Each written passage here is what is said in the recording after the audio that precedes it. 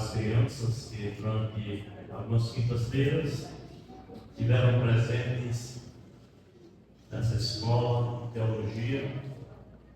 É interessante nós observarmos o empenho, a boa vontade, a voluntariedade dessas crianças para participar desse momento.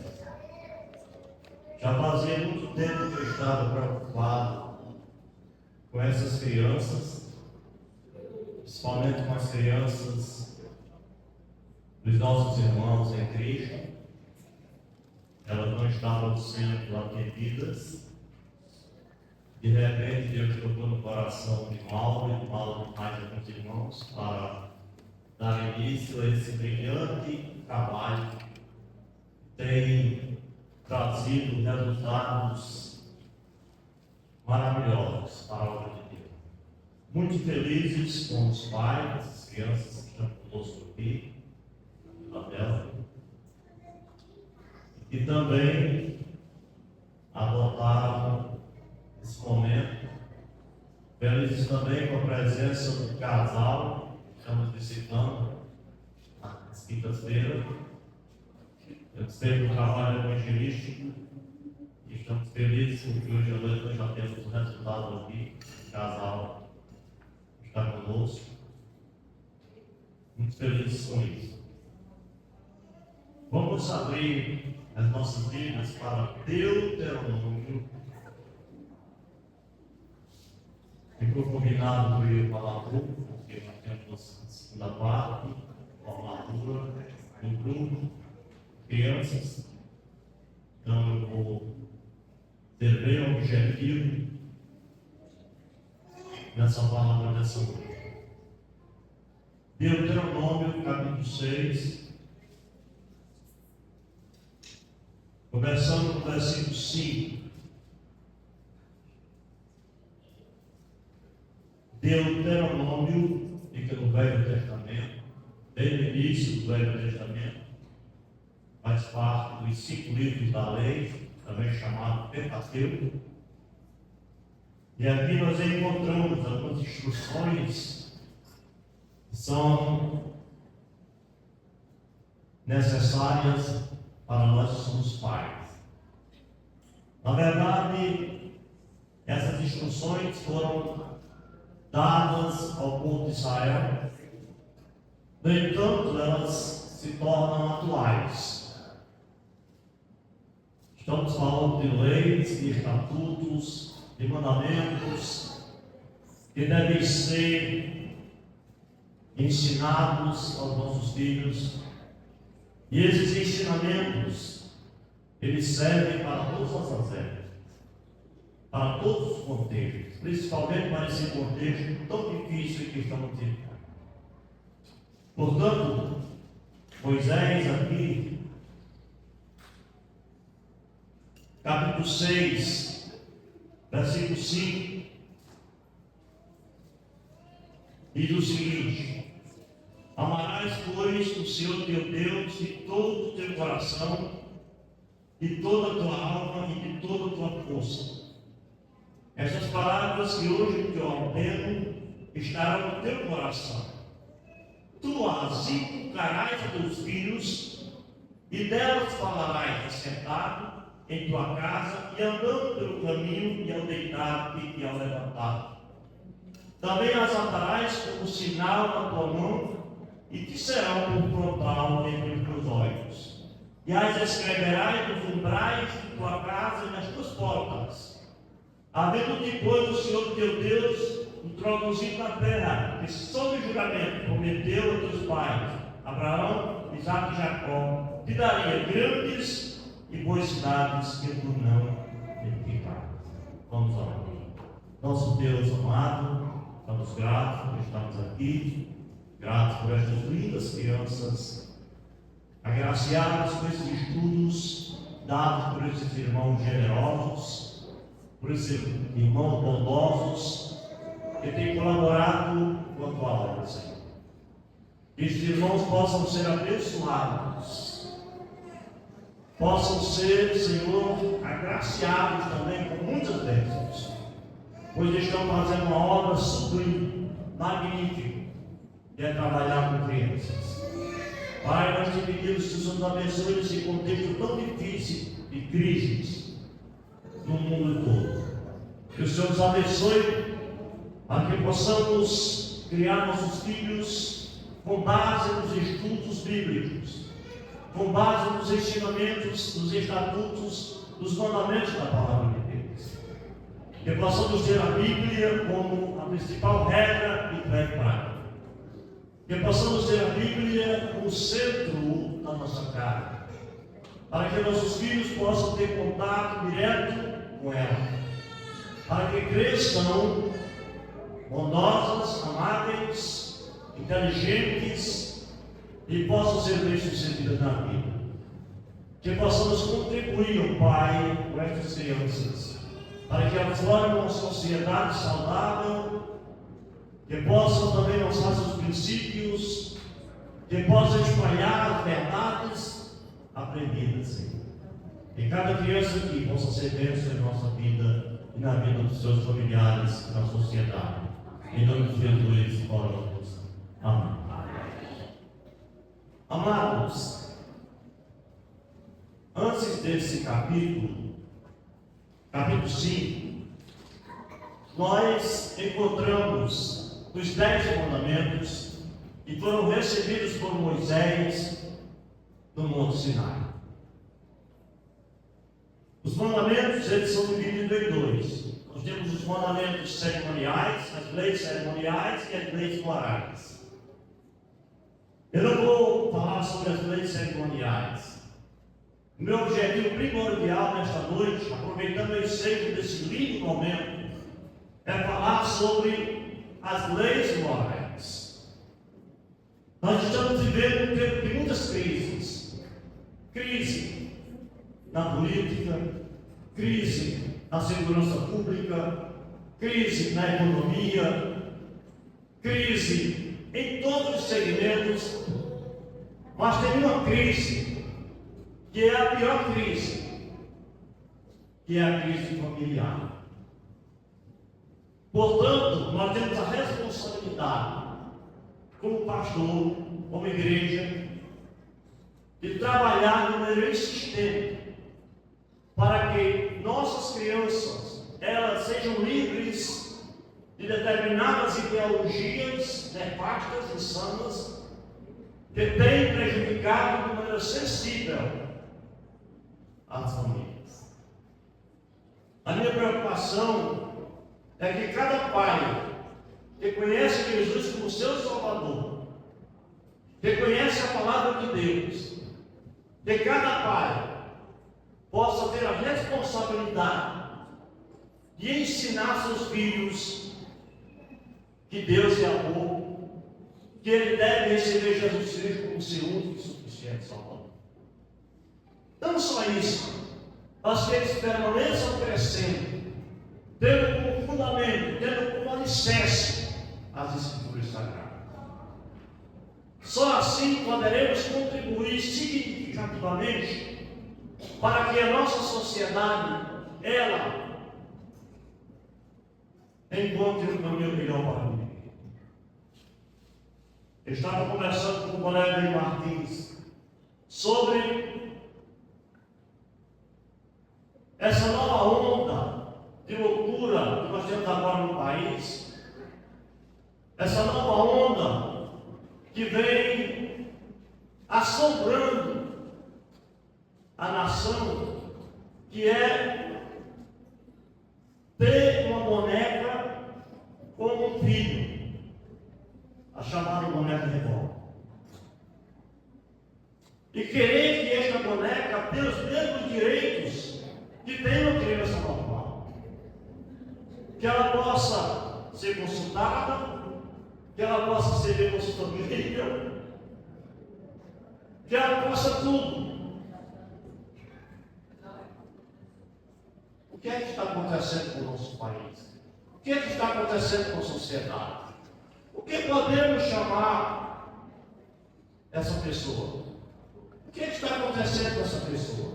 insanidade mental, distúrbio psicológico, algum transtorno qualquer, porque não é possível o que está acontecendo. Já dizia minha avó, com a sua linguagem dúbia, que ela não sabia ler. Meu filho, não meu filho. Meu filho, você vai ver coisa. E na verdade nós estamos vendo hoje uma sociedade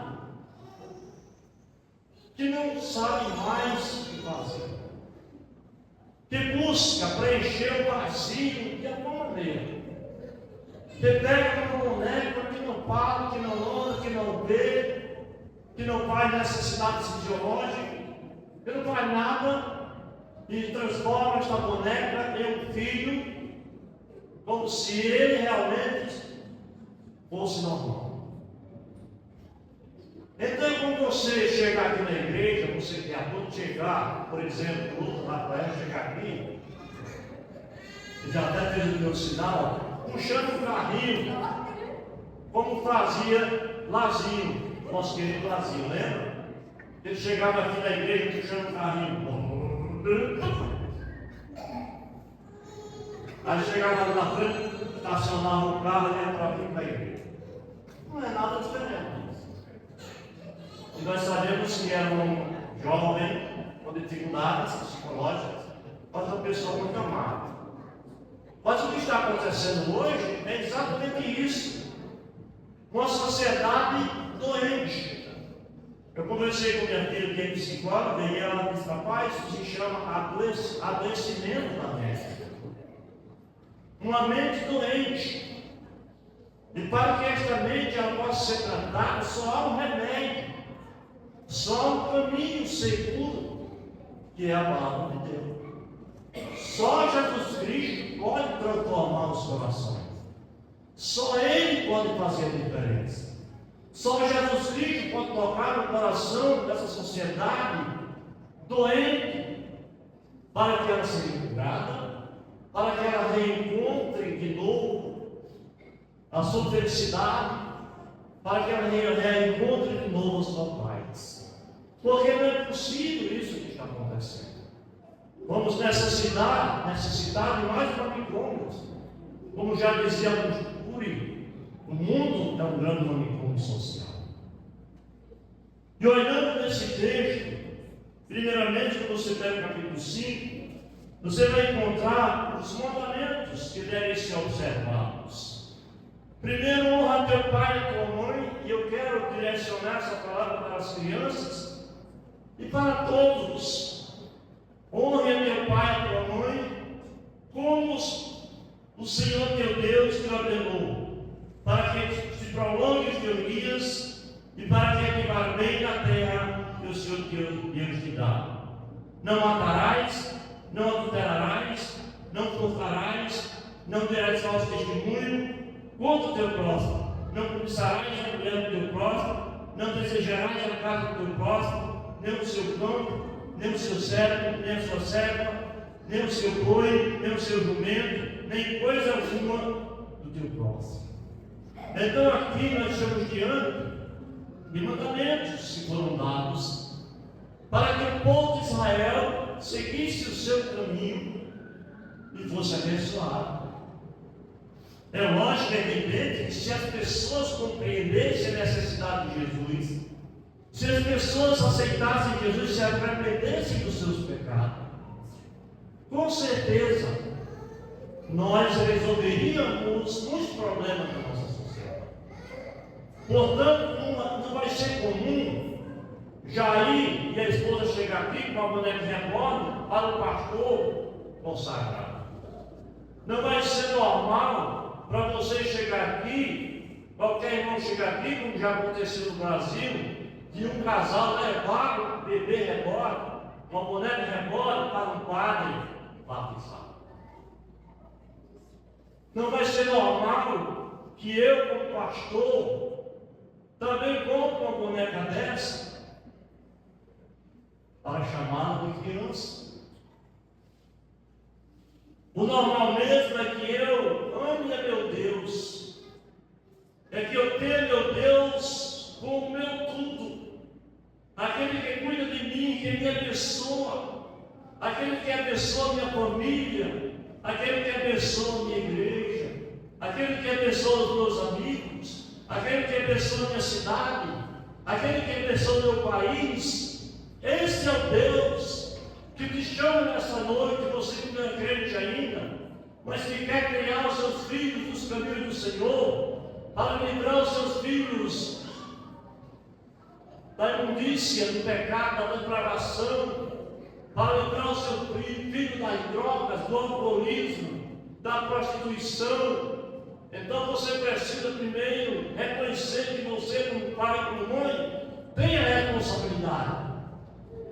E você aceitando Jesus como Senhor e Salvador, você vai ter essas leis como leis necessárias para o seu dia a dia. Agora é interessante nós observarmos que no capítulo 6, nós vamos ler a repetição dessas ordens. Ele vai dizer que o fim da lei é a obediência. Ou seja, é necessário que obedeçamos ao nosso Deus, que tenhamos o nosso Deus como Senhor da nossa vida. Pois um dos mandamentos é exatamente não adorar outros deuses. Imagine adorar um objeto sem vida, como uma mulher. E aí, dando seguimento, depois que ele anuncia que ele recebe as tábuas da lei, que ele leia essas leis diante de Israel, ele vai dizer algo muito importante, que é exatamente o que eu quero trazer à sua memória nessa noite, e dar ênfase com mais notoriedade. É quando ele diz no capítulo, versículo 5: amarás, pois, o Senhor teu Deus de todo o teu coração, de toda a tua alma e de toda a tua força. O resumo que ele faz aqui é que o amor constitui a base sólida para que eu obedeça os outros mandamentos sem muita dificuldade. No momento que você decidir amar a esse Deus, mas não somente de boca, verbalizando, mas amar de verdade, que é um sentimento que você traduz através de ação, de gestos. Você faz alguma coisa que prova que você realmente ama esse Deus. E quando você ama esse Deus, você não ama pela metade. Mas a Bíblia diz claramente: de todo o coração, de toda a tua alma e de toda a tua força. O nosso amor por Deus deve ser algo que é preponderante para vivermos. E nós não estamos aqui apenas para fazermos um culto, para animarmos os irmãos, para transformarmos esse momento em um momento de emoções que se vão, mas para transformar esse momento num momento memorial, inesquecível, que nunca mais será esquecido a formatura de um seminário de teologia 15 da Igreja Batista do Lamento. Estou realmente emocionado porque vejo a disponibilidade de irmãos para fazer algo tão sublime, de uma grandeza que não tem explicação. Talvez você não tenha dado tanta importância como eu tenho dado a esse trabalho. A minha felicidade de ver esses filhos desses irmãos que estavam meio desgarrados é tão grande que você não imagina. Você não será capaz de imaginar. Então, continuando no texto, se você ama realmente a Deus, esse amor que você tem não é só seu. Essa responsabilidade não é só sua. É algo que você tem que transferir imediatamente para o bem mais precioso que você tem. Porque talvez o maior problema dessas pessoas que estejam adotando uma boneca é o fato de terem sido abençoados com o maior de todos os presentes, que são os nossos filhos.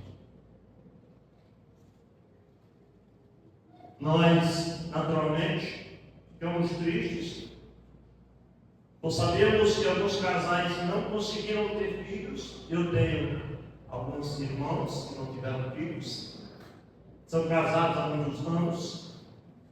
Tenho orado muito por isso, mas tem sido a vontade de Deus que eles permaneçam assim, e eles são felizes assim. Mas eu costumo dizer à minha esposa, eu digo aos meus amigos, que a felicidade completa de um casal é quando ele tem filhos, é quando ele tem netos, e se possível até, como teve meu pai, foi capaz de abraçar. Então a completude do nosso amor, a solidez do nosso amor, está exatamente na formação de uma família.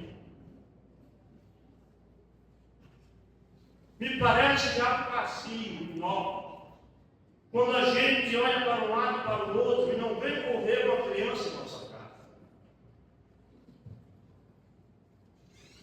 Eu sei como é difícil criar filhos, pois eu já criei 5. Estou criando 5.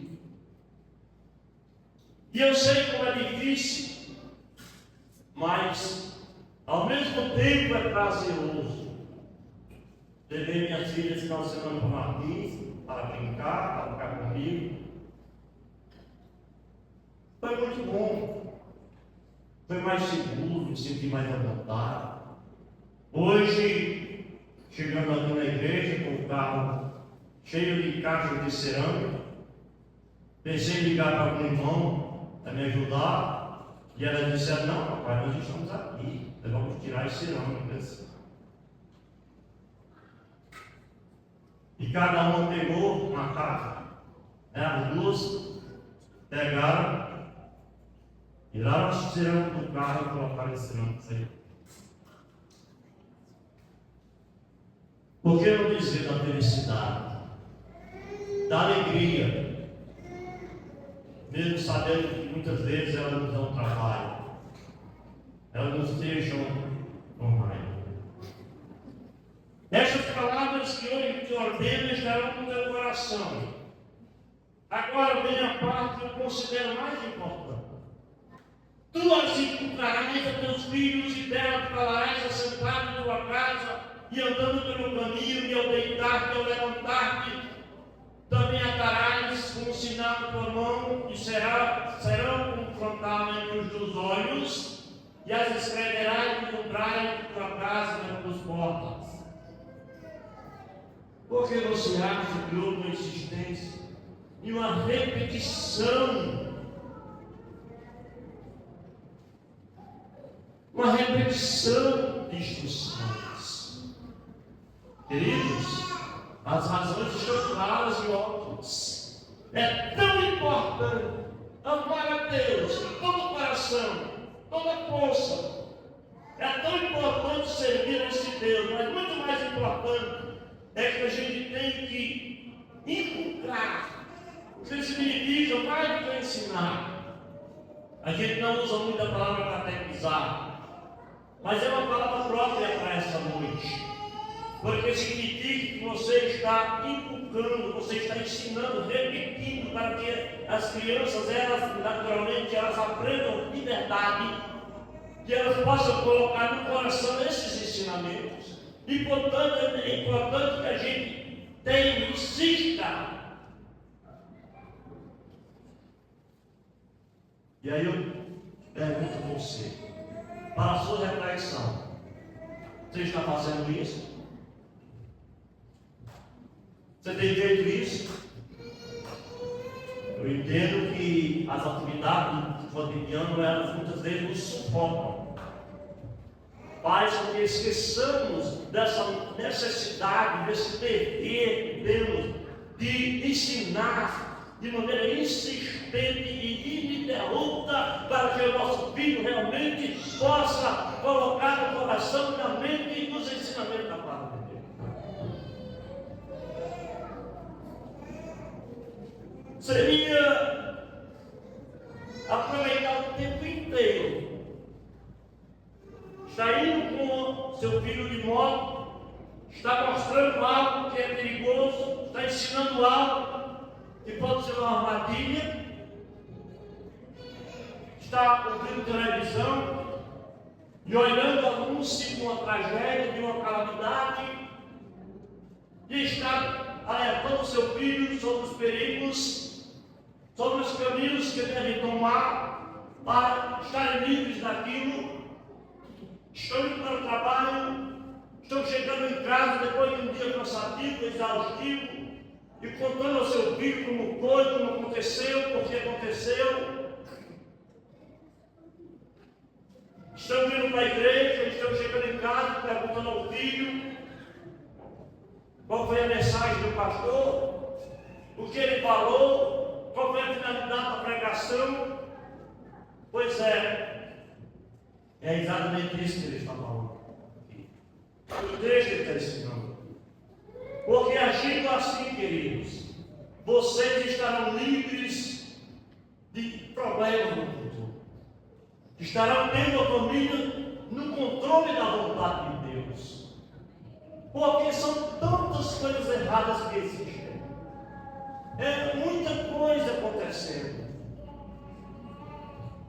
Todo dia você escuta notícias avassaladoras que trazem tristeza, dissabor, angústia, decepção, que deixa você cabisbaixo, perplexo, e você não sabe o que fazer. Então é hora de chamar o seu filho e dizer: olha, meu filho, você pode se livrar disso se você seguir ao Senhor, amar o Senhor, aceitar Jesus como Senhor e Salvador da sua vida. Você está julgando pela crente.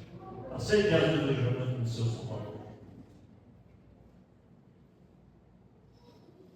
É o primeiro passo. Porque a partir de hoje você vai assumir o compromisso de ter a sua criança em sua mão para ensiná-lo. Pois a Bíblia diz: ensina a criança o caminho que deve andar, e depois for velho não se desviará dele. E o próprio Jesus Cristo, em determinado momento, Mateus 19,14, ele diz: deixai de a mim as crianças, deixai de a mim os pequeninos, porque dos tais é o reino dos céus. Quer contribuir para que os problemas sejam diferentes, para que os problemas sejam apaziguados, para que possamos contribuir para que tenhamos uma nação mais fraterna, com mais harmonia, com mais paz, com mais felicidade, com mais progresso, com mais prosperidade, com mais abundância. Então, siga o Senhor Jesus. Receba Jesus nessa noite. E comece a pensar diferente, e a viver diferente, e a ter a Bíblia como a sua fonte suprema do bem, para que ela possa ser colocada no coraçãozinho de cada um, e cada um possa ser uma fonte de bênção para essa sociedade. Amém.